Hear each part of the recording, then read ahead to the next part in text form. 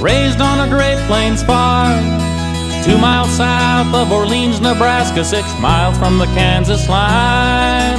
Working hard as a young man, gave his daddy every nickel he made. He knew someday he'd have a place of his own, but at the time things were just that way. One day he met a young girl, Emma Susie was a friend of mine, and they got married and they set out east in the hard times of '29. Mr. J and Emma Susie sure were good friends of mine.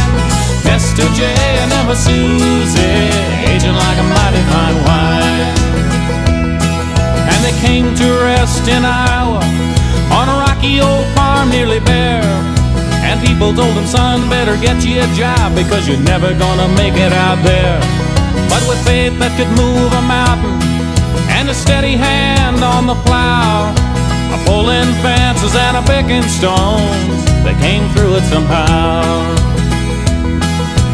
20 years and 10 children later, and the hard times to make them strong. A few more years and all the kids would be gone. It wouldn't seem so long.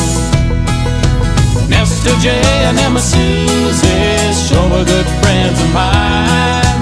Mr. J and Emma Susie, aging like a mighty fine wine.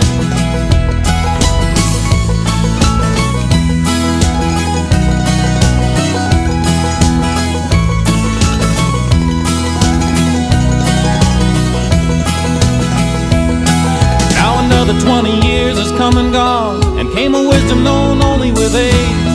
And a child's question brings it back to mind. They say, we do it over again.